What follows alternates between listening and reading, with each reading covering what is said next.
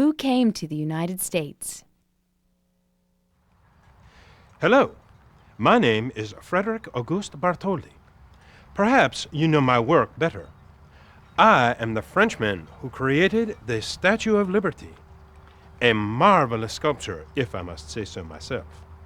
But do you know why I created her? I created her because America and all that it stood for had captured my imagination. And I was not alone. America had become the land of opportunity and hope to many people from around the world. Before Columbus or any of the colonists and settlers that came after him ever set foot in America, it was home to the Native Americans. Anyone that has moved here since then is called an immigrant. An immigrant is someone who leaves one country in order to make a new home in another. Since the first settlement at the Jamestown colony in 1607, more than 45 million people have immigrated to the United States. Even though it was often dangerous, people have crossed every continent and every ocean to make the United States their home. But why did so many people decide to come to the United States? Most immigrants chose to become Americans because they wanted a better life for themselves and their families. Around 200 years ago, cities in Europe began to get crowded as more and more people were born. Many believed that they could find better jobs and make more money in the United States. America was growing rapidly, and people were needed to help build houses, make roads, and to grow food. Other immigrants came to the United States to escape problems in their own countries.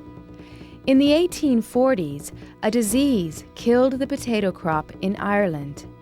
This left many Irish farmers with no food and forced them to leave their homes. In some countries, people were punished simply because of their religion. Like the Pilgrims before them, these people came to the United States so they could safely practice their religious faith. Many more people immigrated to the United States to escape unfair governments. Some immigrants decided to settle near the place where they entered the United States. Many Chinese immigrants, for instance, arrived in San Francisco and settled there in a neighborhood called Chinatown. Others traveled far to areas where people from their native country had settled or where they could find land. Many German immigrants traveled to the Midwest to take up farming. Often, the newly arrived immigrants were treated badly by Americans already living here. They were afraid the immigrants would take their jobs away by working for less money. Immigrants have had to face discrimination in many areas of life, including work, education, and housing. At first, the United States had an open-door policy. That meant anyone who wanted to move to the United States could do so. In 1882, that policy changed as the United States government passed laws limiting immigration. Today, the United States government continues to control who is allowed to immigrate to the United States and who is not.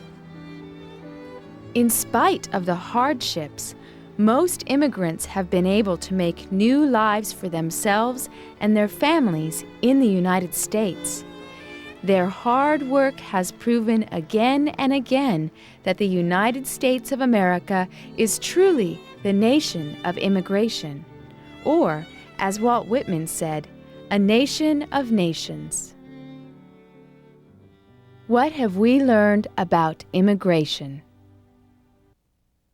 An immigrant is someone who leaves one country in order to make a new home in another. More than 45 million people have immigrated to the United States since the 1600s. Most immigrants come to the United States in search of a better life for themselves and their families. Talk to a family member about your nationality. Make a timeline showing your family's history in America.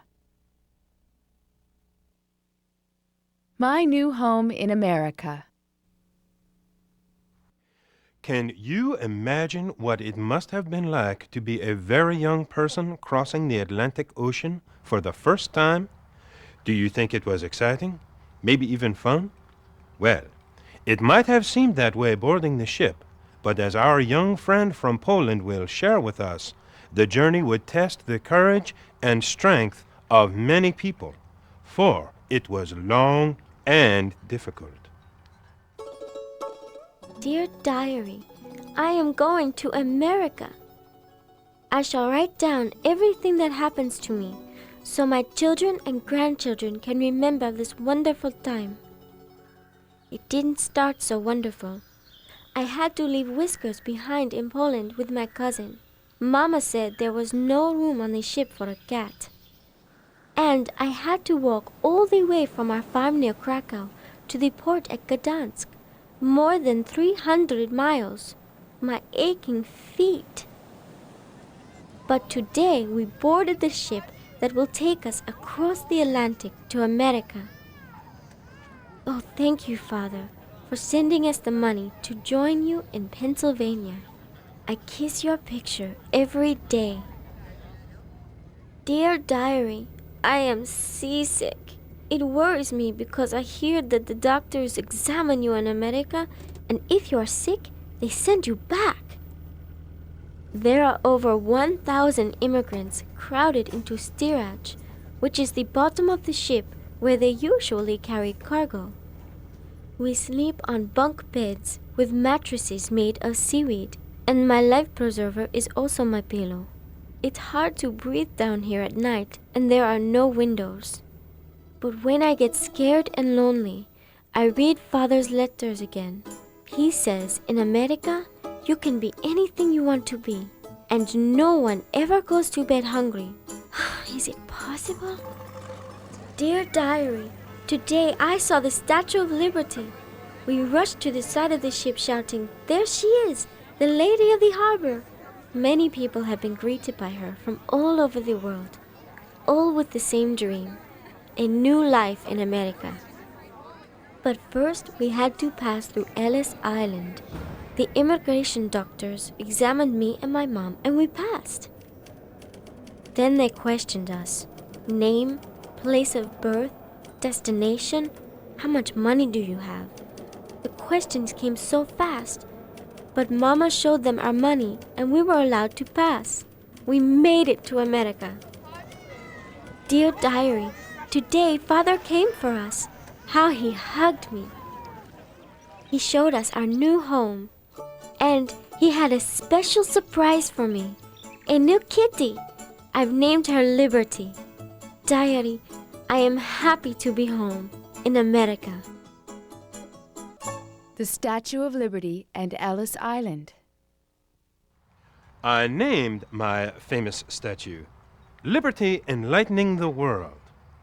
You know it, of course, as the Statue of Liberty. I named her that because the torch she carries, to me, is a symbol of liberty itself, shining a bright path for those who chose to leave their old lives behind and make new ones for themselves. In America, the land of the free. The Statue of Liberty has stood boldly at the entrance of New York Harbor for over 100 years. In her right hand, she holds a torch high above her head, a welcoming light to all travelers. In her left hand, she holds a tablet inscribed with the date July 4th, 1776. That is the day the United States declared its independence from Great Britain. In 1865, a Frenchman named Edouard de la Boulaye suggested at a dinner party that France and the United States build a monument to celebrate France's help during the American Revolution. Frederic Bartholdi, another guest at the party, thought that was a great idea. Bartholdi was a famous sculptor. He traveled to the United States to speak with people about the monument. As his ship approached New York Harbor, Bartholdi noticed a small island called Bellows Island. He immediately realized this would be the perfect place for a statue welcoming immigrants and visitors to the United States. Bartholdi traveled all over the country telling people of his ideas for the monument. He returned to France and began to make a small 9-foot model of the monument. Alexandre Eiffel, who created France's famous Eiffel Tower, helped Bartholdi. Bartholdi's studio was not large enough to build the full-size statue, so he and Eiffel built the statue in sections and put her together outside. They created a special iron skeleton, then attached copper plates to it. People from all over France, including schoolchildren, contributed a lot of money to help build the monument. In a few years, it was finished. She stood 151 feet tall and weighed 225 tons. Bartholdi named the statue Liberty Enlightening the World, but soon everyone started calling her the Statue of Liberty. Bartholdi took the Statue of Liberty apart, packed it in 214 crates, and sent it to the United States. Unfortunately, when Liberty arrived in the United States, there was not enough money to put her back together again. Joseph Pulitzer used his newspaper, The World, to convince people to donate money for the Statue of Liberty. Soon, he raised enough to put her back together. On October 28, 1886, the Statue of Liberty was dedicated. Immigrants and visitors arriving in New York Harbor were greeted by the Statue of Liberty. It soon became a proud symbol of the freedom and opportunity that our country offered. Near the Statue of Liberty in New York Harbor is another small island, Ellis Island. Before some immigrants were allowed to set foot on American soil, they had to be inspected by doctors and the U.S. government officials on Ellis Island. Immigrants who were too sick or too weak were sometimes not allowed to enter the United States and had to return home. Between 1890 and 1930, more than 12 million immigrants passed through the Great Hall at Ellis Island and were allowed to immigrate into America. Today, the Statue of Liberty and the buildings of Ellis Island are national monuments. In 1883, Emma Lazarus wrote a poem about the Statue of Liberty. It is engraved on the pedestal or base of the statue.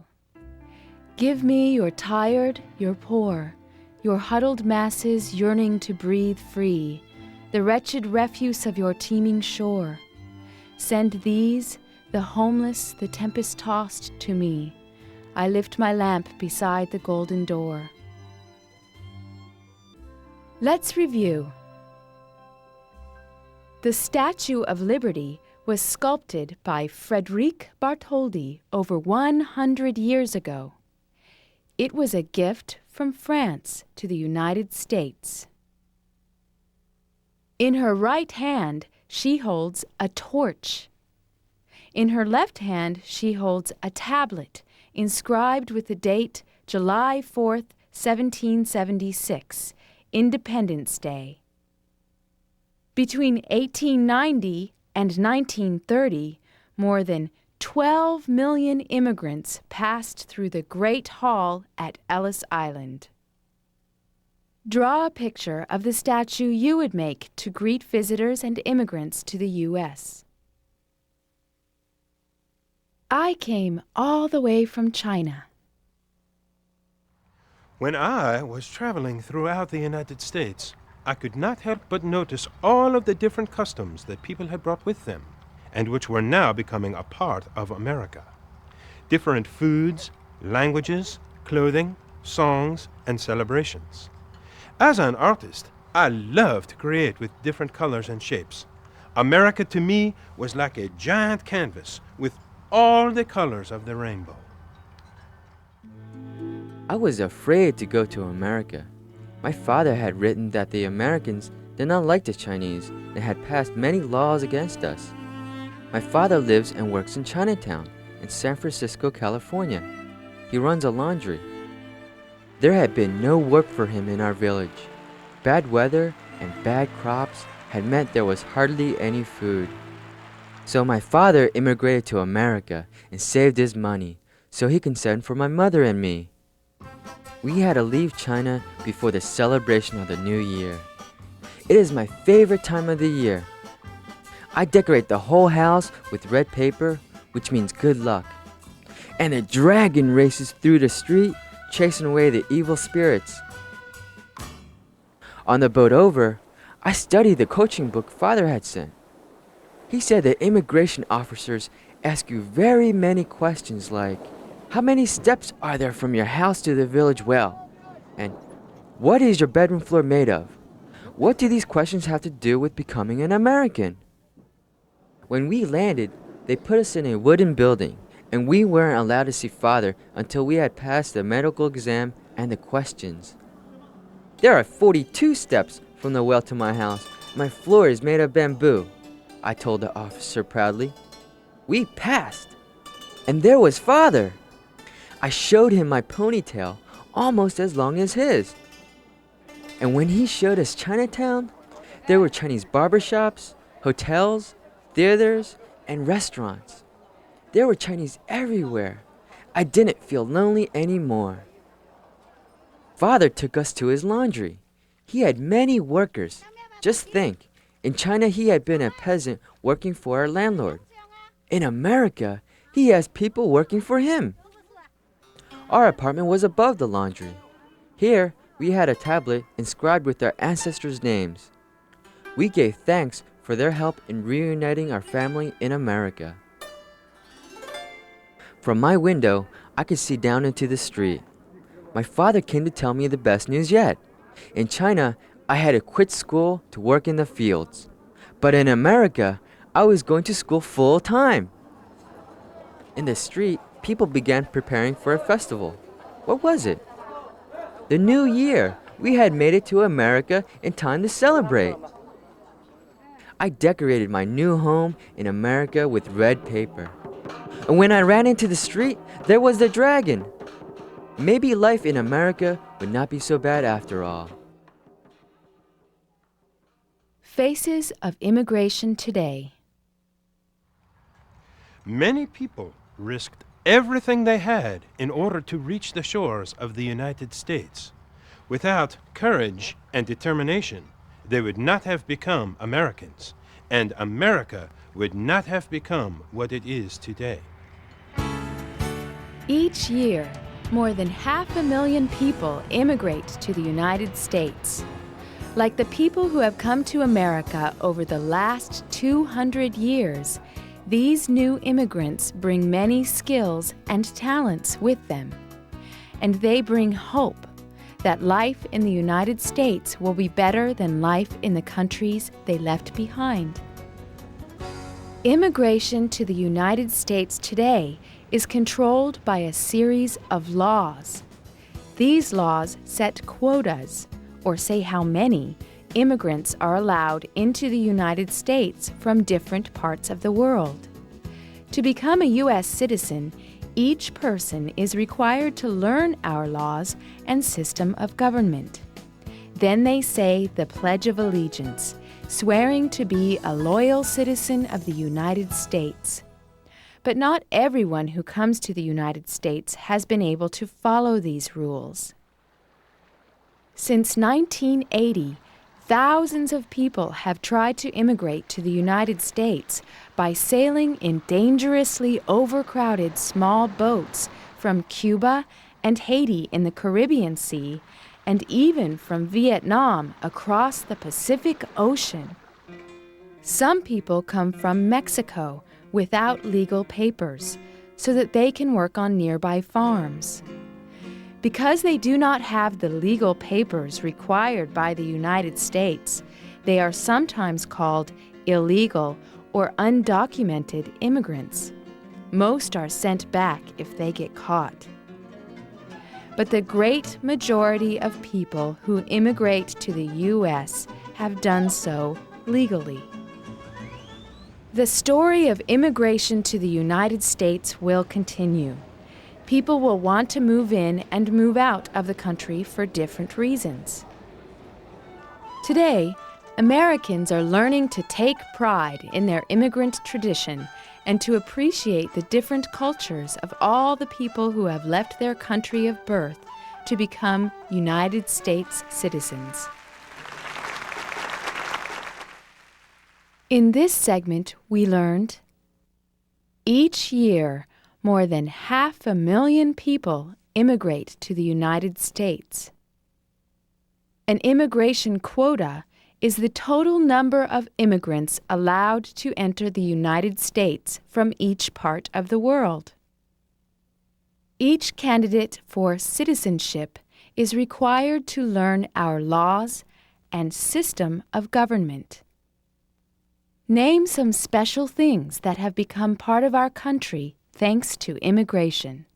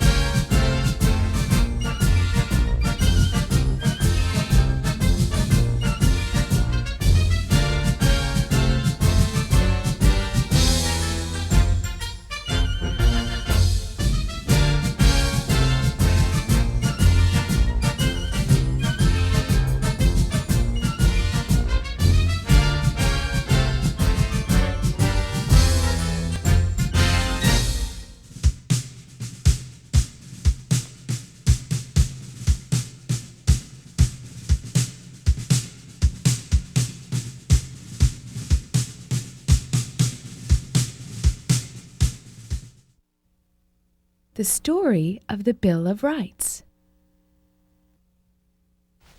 Hello. I hear that you want to learn all about the history of equal rights. Well, you've come to the right person. I'm Susan B. Anthony, and I spent all my life working for women's rights. Equal rights. What does that mean? Well, it means that all people, whether they are rich or poor, male or female, fat or thin, tall or short, just everyone should be allowed to do the same as everyone else. That's only fair, isn't it? In our Constitution, there is a section called the Bill of Rights. In the Bill of Rights, it is clearly written down exactly what some of those rights are. This bill is very important because it explains just what many of our rights as individuals are. It says when and where the government may interfere. After the Constitution was written, everyone agreed it was a very important document. It explained the rules for running the country. But many of the state's leaders felt that the Constitution did not do enough. They were afraid that greedy rulers might one day try to control the people, just like the King of England had. Kings had the power to put people in jail just for saying things the king didn't like. The state leaders wanted to make sure that nothing like this ever happened in America. So some of them threatened to vote against the Constitution if changes weren't made to protect the people. James Madison agreed with them, but he convinced everyone to vote for the Constitution anyway. He reminded them of the Constitution's promise that changes or amendments could be made if enough people voted for those changes. The Constitution became law in the summer of 1788, but many people continued to worry about the power of the government. Within a year, Madison and his friends in Congress came up with a list of 12 ideas that they wanted to add to the Constitution. 10 of these, which we call the Bill of Rights, were approved by the states. The First Amendment is probably the most important. It protects some of our most important human rights: freedom to believe what we want, say what we want, and write what we want. The Second Amendment says citizens can form armed militias to protect themselves. Today, some people think guns are dangerous and that there are too many of them in our country. But others believe strongly in this constitutional right. The Third Amendment says the Army can't take over our houses. And the Fourth says police can't search a house or a person without a good reason and permission from a judge. The Fifth, Sixth, Seventh, and Eighth Amendments protect the rights of people accused of crimes. These rules say, among other things, that a person can't be punished until they are proven guilty of a crime, and that 12 ordinary people should decide whether the defendant is guilty or innocent. The Eighth Amendment forbids punishment that is too mean. The Ninth Amendment says that people can come up with even more human rights to add to the Constitution if they want to. The 10th Amendment says the government can only have the powers listed in the Constitution and that it can't have any more power without permission from the people. The Bill of Rights is one of the most important documents ever written. It promises all of us equal and fair protection under the law. Let's review what we've learned. The Bill of Rights was written over 200 years ago because people were afraid the government had too much power. The Bill of Rights protects our human rights. James Madison helped get the Bill of Rights into the Constitution. Changes to the Constitution are called amendments. Can you name some of the rights and freedoms you have that some kids might not? Quakers and abolitionists. Many people throughout history have turned to the Bill of Rights to see whether they should be allowed to do something or not. I used the bill and the rest of the Constitution to support my argument that women should be allowed to vote. And there are plenty of other examples of times when people have used the bill to argue for what they thought was right. One group that used the Bill of Rights to say what they thought was right was the Quakers. Their religion said that war was wrong and that Quakers should not fight, even to defend their own country. Some Americans believed that everyone should fight for their country, but the Bill of Rights said that the government could not make people do things that their religion said were wrong. President Abraham Lincoln agreed with the Quakers and said that they did not have to fight in the Civil War. But the Quakers proved that there were other ways to fight for their country without using violence. In the Civil War, soldiers from the southern states fought against soldiers from the north. The South was angry because the government told them that they were not allowed to bring slaves with them as they settled the new land in the West. The South argued that slaves were not protected by the Bill of Rights, and that the government shouldn't tell the southern states what to do. Many Americans in the North, like William Lloyd Garrison, Frederick Douglass, and Harriet Tubman, wanted to end slavery. They were called abolitionists, and they thought that the Bill of Rights should protect everyone. Douglass and Tubman knew all about slavery. They had been slaves themselves and had seen how hard and unfair it was. Both had escaped, but promised they would do everything they could to help free others still in slavery. Frederick Douglass wrote speeches, and Harriet Tubman risked her own life to go back many times and sneak slaves out along secret paths and hiding places called the Underground Railroad. The Quakers and others helped Harriet along the way, giving food and shelter to her passengers. Most Quakers were abolitionists. They got lots of people together to say that they didn't like slavery. They printed newspapers saying slavery was wrong.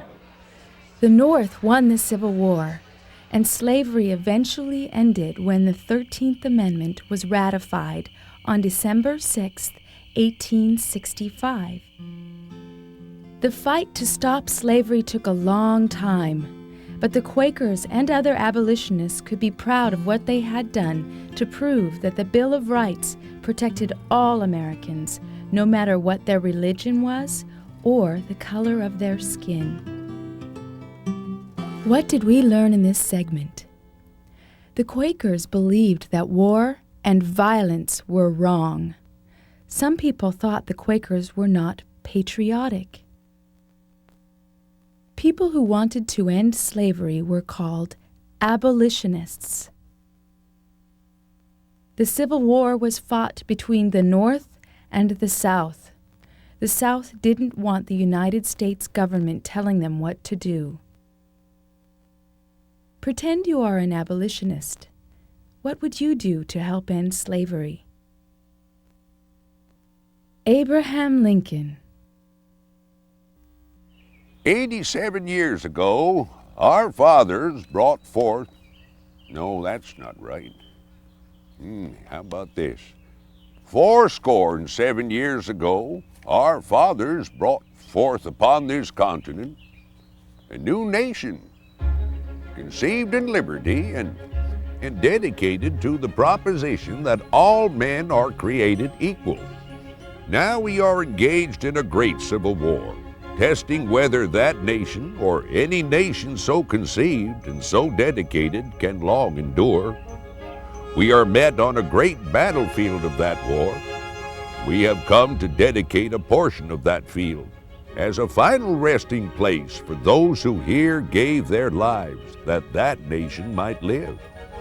It is altogether fitting and proper that we should do this, but in a larger sense, we cannot dedicate, we cannot consecrate, we cannot hallow this ground. The brave men, living and dead, who struggled here, have consecrated it far above our poor power to add or detract. The world will little note or long remember what we say here, but it can never forget what they did here. Tomorrow, I'll give this address at Gettysburg, on a battlefield where thousands of Confederate and Union soldiers died in this awful Civil War. Both sides fighting for a country they believed to be the true United States. Oh, if there were only some way to heal the wounds of this country and make it whole again. Those words are from President Abraham Lincoln's most famous speech. He wrote them on a train on his way to Gettysburg, Pennsylvania. There, he would try to explain to people that keeping America together was the most important thing that anyone could ever fight for. His speech is called the Gettysburg Address. Abe Lincoln was born in a log cabin in Kentucky in 1809. His father was a frontier farmer, which meant that Abe's family moved around a lot looking for good land to grow food. There weren't many teachers on the frontier, so Abe didn't go to school much, but he taught himself how to write, and he read all the books he could find. When Abe was 21 years old, his family moved to another state, Illinois. He had grown tall and strong and found work in a country store and on a flatboat. When he wasn't working, Abe studied law books and became a lawyer. Abe was always interested in his country. He was against slavery and worried that the big plantations in the South would never free their slaves because then they would have to pay someone to do the work.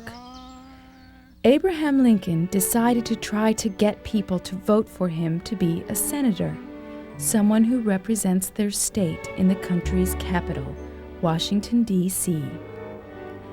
Another person in the contest was a man named Stephen Douglas. He and Lincoln had a series of famous debates. A debate is a public argument about an idea. Abe Lincoln and Stephen Douglas disagreed about the idea of slavery. Although Abe lost the election to Douglas, the Lincoln-Douglas debates made him famous. 2 years later, he was elected President of the United States. But many people in the southern part of the country voted against Abe because they thought he would try to end slavery. In fact, most of the states in the South had already voted to leave the United States and start their own country. This made people in the North very angry. Soon after Abe became president and moved into the White House, the Civil War started. As president, Abe knew that it was his job to try and keep the country together. The Civil War made him very sad. People often saw him working alone, thinking very hard about how to bring peace back to the country. Lincoln made a decision.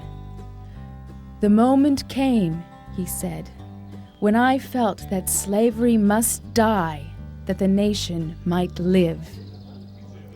In September of 1862, Abe issued the Emancipation Proclamation.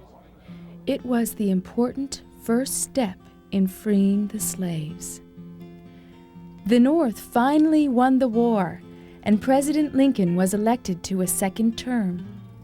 But just 5 days after the war ended, a man shot Abraham Lincoln with a gun and killed him. Most Americans were very sorry to lose such a fine leader. They made plans to build a memorial in his honor. Today, the Lincoln Memorial looks proudly over the city of Washington, D.C. Lincoln's picture is on our $5 bill and on our penny to remind us of the man that kept our country together. Let's review Abraham Lincoln. Abraham Lincoln and Stephen Douglas had a series of famous debates about the idea of slavery. Abraham Lincoln became the 16th President of the United States just before the Civil War. Lincoln's most famous speech is the Gettysburg Address. His Emancipation Proclamation helped secure freedom from slavery. What do you think he meant when he said, "Slavery must die, that the nation might live"?